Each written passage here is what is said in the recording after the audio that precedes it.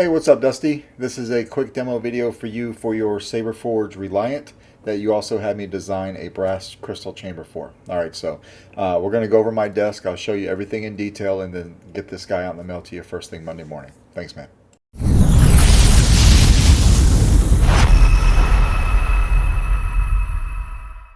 Alright, Dusty, got your Saberforge Reliant here. Thank you very much for your patience. You had me design and have printed a brass crystal chamber for this guy, and that takes a little bit of time. But I did get it in yesterday, so I got this done this morning for you. This is a one-button setup. As you know, this particular saber utilizes a switch that's underneath a magnetic clamp. If I could take this off real quick. Here we go. So one magnet goes over that bolt, and the other one that I glued in here, didn't have one before. That is what actuates the switch. I went ahead and I put a little X right there into the anodization on the underside of the card, so you know that that means that is the magnet that should go over the switch. All right, and it just goes in just like that. Very easy to actuate. That won't come off on you unless you're swinging this pretty rough and you're hitting on things and you're not having your finger over that. That might come off, so of course watch out for that. All right, you've got a KR Sabers lit PCB in there. Plenty of blade depth. That thing probably stops at about right there. And the reason I did that is because if you wanted to, as you could see, it's inside the blade socket right there. You could utilize this for a blade retention. So I wanted you to be able to keep that feature. All right, if you don't want to use that, or if you want to use this like in addition to that, you have a secondary blade retention right here. I would probably just leave this backed out and use this guy so you don't need a tool every time. All right, but to get to your chassis, you just want to unscrew the handle. Went ahead and greased the threads for you. So if you notice that on there, that's just some thread grease.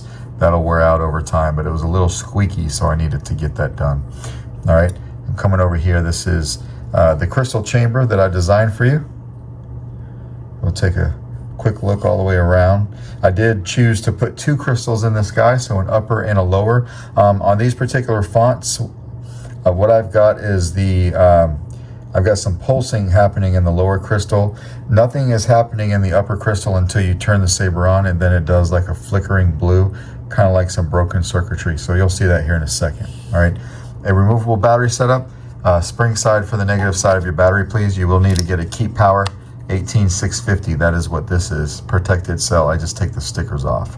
All right, because of the length of the crystal chamber, putting that in the saber, I had to drop down the speaker size to a fully enclosed Smuggler's Outpost Nano Elite 22 millimeter, and there's a shorter diameter smaller diameter right here, so that this piece fits into the pommel area. All right, can't fit a 28 millimeter inside the pommel.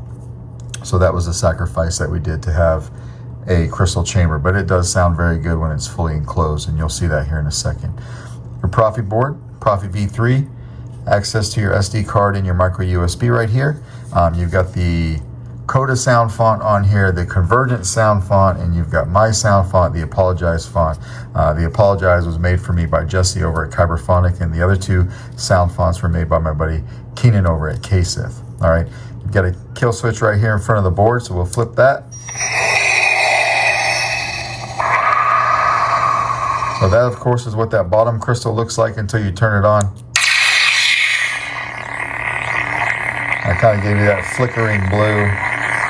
I'll turn this off right here. I just thought it looked like a cool feature. It will go on and off.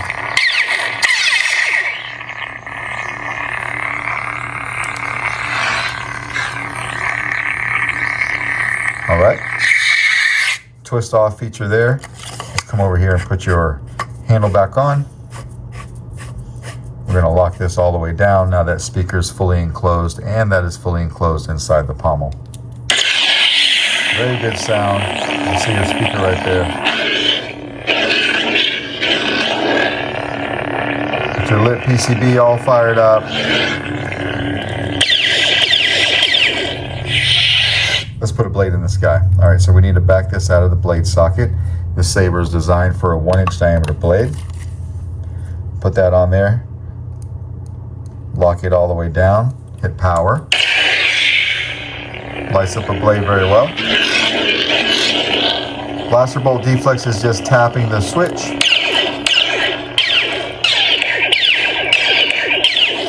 Blade lockup is doing a double tap and then holding it on the second tap.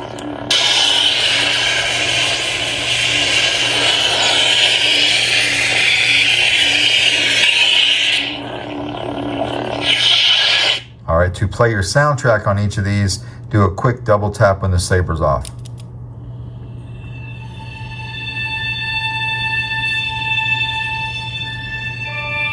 Okay, do another double tap to turn that off, just like that.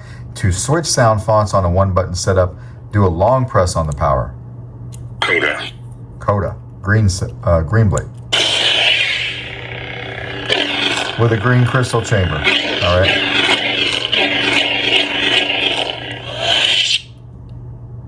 Convergence. Purple.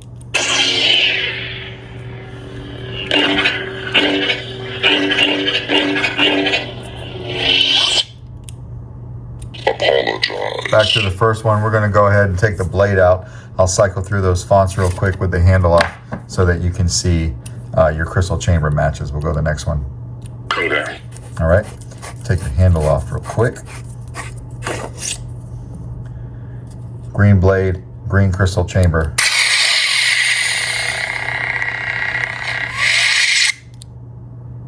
Convergence.